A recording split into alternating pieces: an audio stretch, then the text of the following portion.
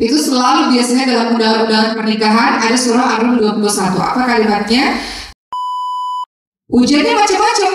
Bisa kadang-kadang Allah kasih orang ketiga, bisa kadang-kadang Allah kasih KDRT. KDRT bukan hanya fisik loh.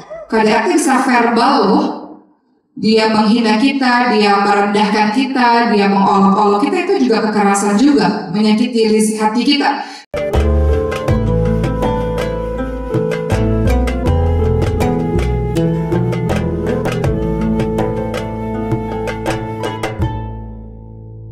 Berikutnya yang pertama tadi ya, setelah kita tahu surah Taubah ayat 71, kita menjadi penolong untuk pasangan kita karena kita sayang kepadanya. Dalam surah Al-Maidah ayat 2 juga Allah Subhanahu wa taala berfirman, A'udzubillahi minasyaitonir rajim, wa ta'awanu 'alal birri wat taqwa wa la ta'awanu 'alal itsmi wal 'udwan wattaqullaha innallaha syadidul 'iqab. Dan tolong-menolonglah kamu dalam mengerjakan kebaikan dan takwa. Dan jangan tolong-menolong dalam dosa dan permusuhan. Bertakwalah kepada Allah, sungguh Allah Maha berat siksaannya. Tolong-menolong dalam kebaikan dan takwa, bukan tolong-menolong dalam dosa dan permusuhan. Suamiku misalnya ya, ada istri yang mengatakan, aku gak mau ya kamu berhubungan lagi sama adik-adikmu, sama kakakmu, sama orang tuamu. Kamu pilih aku atau pilih keluargamu misalnya, kan ada begitu ya. Istri-istri yang kok justru memutuskan tali silaturahmi misalnya, ya. Atau istri mengatakan, aku gak mau tahu, pokoknya cari duit terserah gimana caranya. Yang penting aku bisa hidupnya lebih enak misalnya. Aku bisa beli ini, beli itu, kebutuhan keluarga kita cukup. Akhirnya suaminya korupsi misalnya. Banyak juga yang begitu. Gaya hidup terlalu tinggi padahal mendapatkan suami biasa-biasa aja. Makanya hidup biasa-biasa aja. Kadang-kadang kita nih gayanya selangit tapi tabungannya atau utangnya di mana-mana banyak, Ibu sekalian. Saya banyak ketemu orang-orang yang berharta luar biasa. Hidupnya sederhana, Bu, Masya Allah. Sederhana, justru kekayaannya itu dia pakai untuk banyak bersedekah di jalan Allah. Tapi kadang-kadang kita nih gayanya selangit, sibuk, sampai rela utang-utang loh. Cicilannya banyak di mana-mana, tapi rumahnya harus begini, mobilnya harus begini, tasnya mesti begini. Gak apa-apa kalau mampu, hanya saja suamimu gak mampu, jadi jangan memaksakan penampilanmu itu tidak sesuai dengan budget suamimu misalnya. Banyak juga orang-orang seperti itu. Jadi kita hidup sesuai dengan kantong kita aja, apa adanya aja. Karena kalau enggak nanti banyak korupsi di mana-mana, banyak menghalalkan berbagai macam cara. Padahal Allah katakan tolong-menolong dalam kebaikan dan takwa, jangan tolong-menolong dalam dosa dan permusuhan. Ibu-ibu tahu surah Al-Ahqaf kan? Tabat yada abi lahabin wa tab dan seterusnya itu kan suami istri sama-sama saling tolong-menolong dalam dosa dan permusuhan. Istrinya dikatakan sebagai apa? Pembawa kayu bakar. Apa artinya pembawa kayu bakar itu maksudnya apa? Suka ngompor-ngomporin, permusuhan, suka manas-manasin, begitulah. Dan kita nggak mau rumah tangga kita seperti itu, ya Allah, nggak tentram sekali rumah tangga seperti itu. Istri atau suami saling ngompor-ngomporin untuk melakukan permusuhan, istri dan suami sama-sama saling tolong-menolong dalam korupsi atau mengambil hak orang lain atau menyakiti orang lain. Kalau dibenci tidak hanya oleh penduduk langit tapi penduduk bumi, teman-teman semua. Tapi coba kalau kita lihat pasangan suami istri kemarin, saya cerita sedikit ya Bu. Saya itu banyak banget Bu ketemu sama orang-orang yang menikah belasan bahkan puluhan tahun, Allah nggak kasih anak. Makanya biasa safari dakwah itu salah satu doa yang paling banyak di request dengan mendapatkan keturunan. Tapi yang saya lihat rata-rata Bu, orang-orang yang Allah nggak berikan keturunan itu, ada beberapa pasangan orang yang saya temui teman-teman saya, mereka justru disibukkan dengan kebaikan. Mereka justru suami istri itu sibuk ngurusin masjid, sibuk ngurusin pesantren, sibuk ngurusin anak-anak yatim. Maka saya bilang, Masya Allah, Allah memberikan hikmah yang luar biasa. Mungkin kalau nggak punya anak-anak sibuk, nggak sempat ngurusin umat, tapi Allah berikan kalian tidak memiliki anak sampai hari ini, sehingga kalian bisa saling support satu sama lain, suami istri saling mendukung untuk akhirnya bisa bermanfaat untuk umat. Dan seorang istri saya tanyakan, Masya Allah, hebat sekali kalian pasangan suami istri. Apa kata sang istri ini? Baru kemarin. Hari Jumat ya, Jumat kemarin saya tanya kepada beliau, kata beliau, ya saya kan nggak bisa ngelakuin apa-apa, suami saya lah yang memang kemana-mana bantuin masjid, bantuin pesantren, kata beliau. Tugas saya cuman, saya nggak mau nambah beban suami saya nggak mau menambah pikiran suami saya. Jadi pulang ke rumah dia harus bahagia, dia harus happy, dia harus tenang. dia harus senang. Jadi itulah yang bisa saya lakukan, kata beliau, kata sang istri. Itu bukan perkara sepele loh ibu sekalian, betul nggak? Sang istri mengatakan, tugas saya membuat hati suami saya selalu senang. Pulang ke rumah dia bahagia, karena saya tahu ketika dia di luar dia sudah banyak memikirkan umat, ketika di luar dia sudah banyak memikirkan ini itu. Tugas saya hanya membuat dia menjadi tenang, membuat dia jadi bahagia, dia jadi senang selama dia di rumah. Ya Allah, tiba-tiba saya teringat kisahnya Siti Khadijah radhiyallahu anha, ibu sekalian. Itulah yang dinamakan istri menjadi qurrata a'yun, menunjuk mata, menunjuk hati, bukan penambah beban. Ibu-ibu ingat kisahnya Rasulullah SAW ketika Rasulullah SAW mendapatkan wahyu di Gua Hiro. Pada saat itu pulang ke rumah dalam keadaan ketakutan. Kenapa? Pertama kali ketemu malaikat Jibril, takut, gak tahu ini maksudnya apa, siapa yang datang kepada saya ini. Pulang ke rumah dalam keadaan ketakutan. Sang istri gak bertanya, dari mana aja sih? Kenapa pulangnya telat? Gak lapor-laporan sama saya? Gak cerita-cerita selama ini, gak begitu. Istri ini ketika suaminya lelah, suaminya berkeringat, suaminya ketakutan, gak banyak bicara, gak banyak nanya apa-apa. Istri yang pandai tahu kapan waktu yang tepat untuk bicara. Setiap saat harus dilontarkan setiap perkataan. Maka istri ini menyelimuti sang suami, artinya apa? Diberi ketenangan fisik terlebih dahulu suaminya. Setelah fisiknya udah tenang, kemudian baru ditanyakan apa yang terjadi sebetulnya. Kalau mau cerita apa yang terjadi. Nah, sang suami merasa bahwa istri menjadi pendengar yang baik untuknya. Diceritakanlah. Setelah ceritakan kejadian apa yang dialami di Gua Hiro, kemudian apa yang dilakukan oleh Sayyidatina Khadijah selain menjadi pendengar yang baik. Beliau memberi support untuk suaminya. Suamiku, tenanglah. Engkau ini orang baik, orang yang suka menyambung tali silaturahmi, orang yang suka sedekah. Engkau orang yang luar biasa. Ditinggikan suaminya pada saat suaminya kehilangan kepercayaan diri, pada saat suaminya dalam keadaan lemah. Gak mungkin dilakukan ini kalau istrinya gak pandai, ibu sekalian. Istri ini pandai, Masya Allah. Makanya kita ini menjadi pandai dan cerdas bukan untuk apa-apa, bukan untuk menyayangi suami, bukan, tapi untuk memberikan kenyamanan, kehangatan, keharmonisan dalam rumah tangga. Itu dibutuhkan yang namanya kecerdasan oleh seorang istri. Maka saat istri yang baik ini memberikan support pada suami, akhirnya sampai di situ istri yang cerdas ini yang menjadi qurrata a'yun, menunjuk mata dan menunjuk hati ini juga memberikan solusi atas permasalahan suaminya. Maka Siti Khadijah membawa Rasul kepada Waraqah bin Nawfal, seorang pendeta yang beriman kepada kitab Injil terdahulu, dan menceritakan apa yang sebenarnya terjadi. Sampai Waraqah bin Nawfal akhirnya berkata bahwa engkau lah nabi terakhir. Ciri-cirinya itu adalah apa sudah kau sebutkan ini. Jadi di sini kita bisa lihat suami atau istri saling menolong, ya, untuk berbuat kebaikan dan mencegah untuk berbuat kemungkaran. Jangan seperti Abu Lahab dan istrinya tadi, ya teman-teman sekalian, sampai itu disumpah-sumpahi oleh kita semua. Tabat syada Abu Lahab wa tab, binasalah. Kita bilang kan, kedua tangan Abu Lahab, binasalah dia. Kan begitu arti yang kita bacakan itu. Tidak berguna semua harta yang dia miliki, tidak berguna apa yang dia usahakan. Bayangkan Abu Lahab udah nggak ada, masih kita mengata-ngatai hal itu karena saking buruknya perbuatan apa yang dia lakukan. Saya selain orang dan Lahab, kelak dia akan masuk ke dalam neraka yang bergejolak. Kita bilang begitu tuh dalam sholat kalau kita baca Al-Lahab itu. Wa imra'atuhu hammalatal hatab, dan begitu pula istrinya membawa kayu bakar penyebar fitnah. Fi jidha hablum min masad, di lehernya ada tali rangka dibintang. Bahaya sekali nih kalau suami istri seperti ini. Oleh karena itu teman-teman semua, maka kita tahu yang kita lakukan yang pertama adalah kita mau tolong-menolong dalam kebaikan karena kita sayang kepadanya, dan tidak tolong-menolong dalam dosa dan pemusuhan. Ada ayat lain bunyinya adalah kunna libasul lakum wa antum libasul lahun. Pasanganmu adalah pakaian bagimu. Pakaian itu fungsinya tidak hanya sebagai penutup aurat, tapi penutup kekurangan. Makanya jangan pernah menceritakan permasalahan misalnya kita berantem dalam rumah tangga kita, atau misalnya yang lain-lain itu di sosial media. Jangan pernah kita melakukan itu di sosial media. Kita cerita kepada orang-orang yang sekiranya bisa membantu kita, ustaz-ustazah, ayah, ibu yang sekiranya bisa mendamaikan kita. Kedua, teman-teman sekalian, apa kata Al-Quran? Yang harus dilakukan oleh suami dan istri adalah saling sama-sama menunaikan hak dan kewajiban.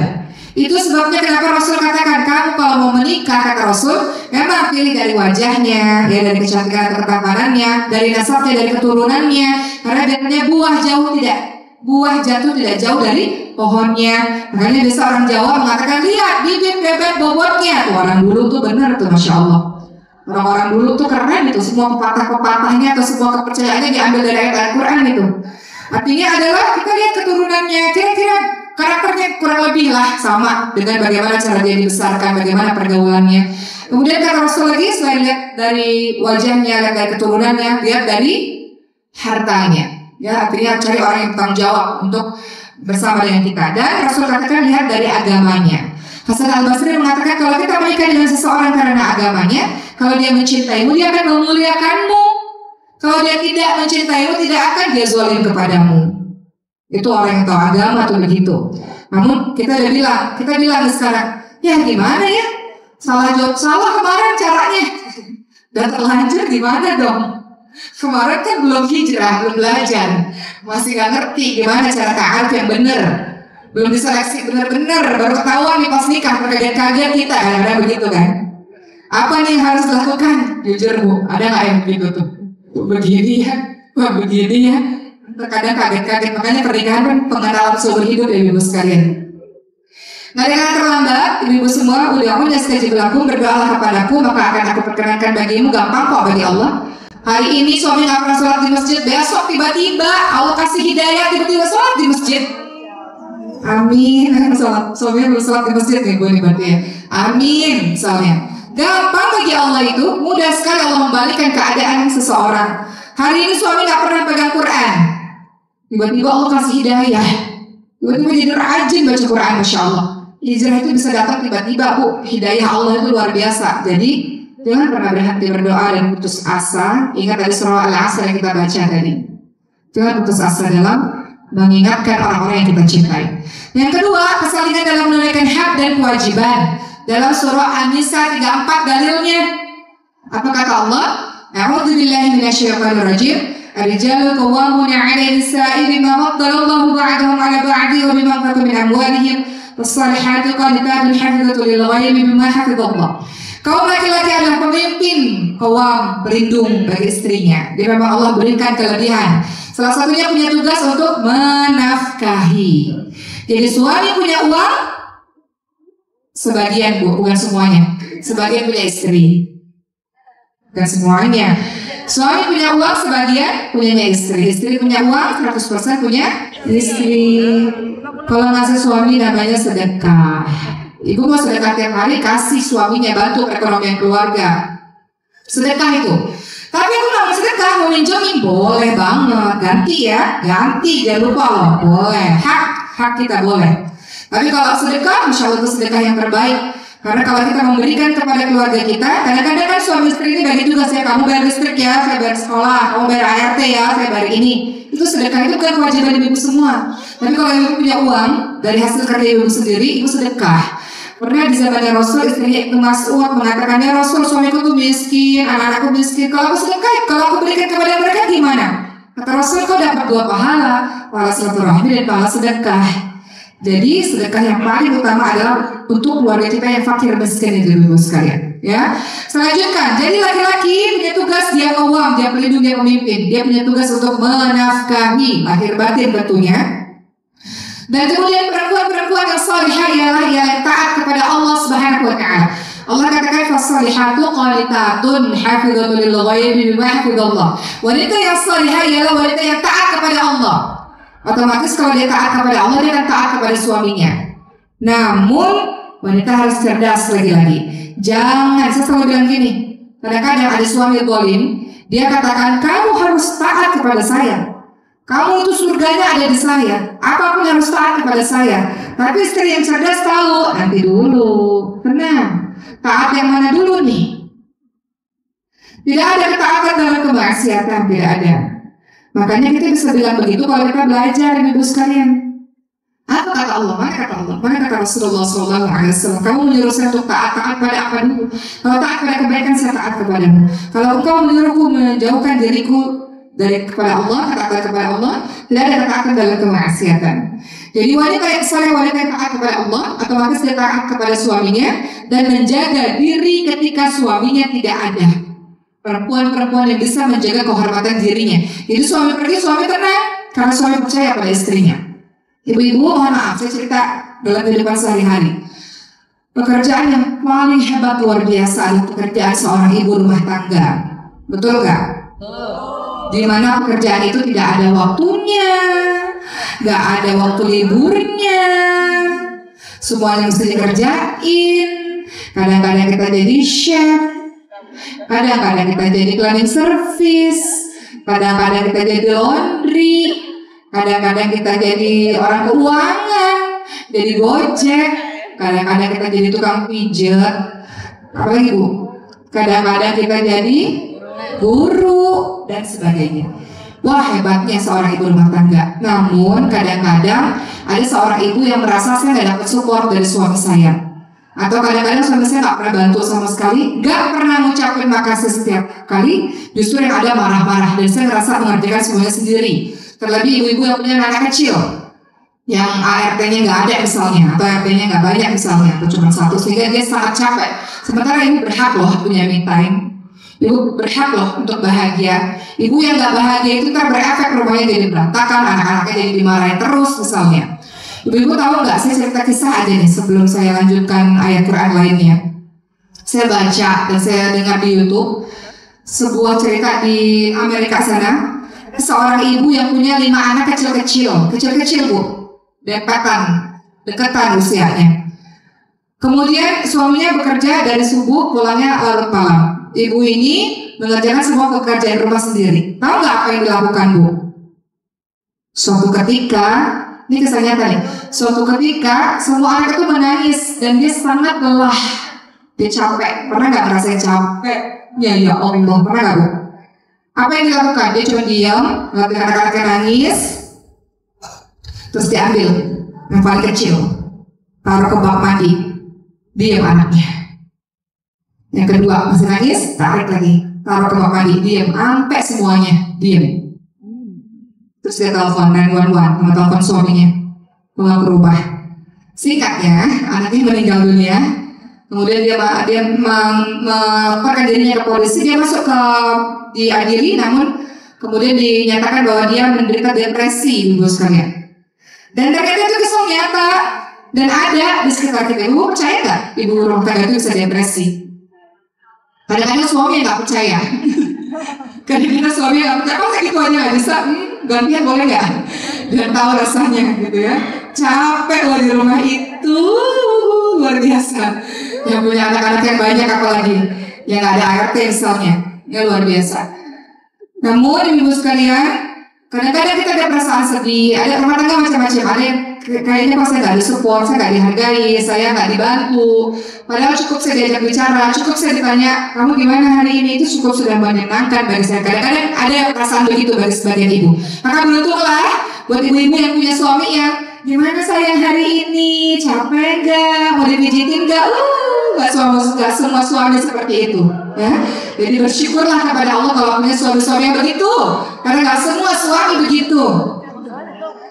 Namun yang ingin saya katakan adalah, wahai para ibu, kalau sedang berjihad, berjuang di jalan Allah, kadang-kadang suami mungkin nggak menghargai, kadang-kadang ya, bagi sebagian dari kita semua ini. Namun ingatlah, kau berbuat baik bukan untuk suamimu kok. Fa inna ma'al usri yusra. Bukan.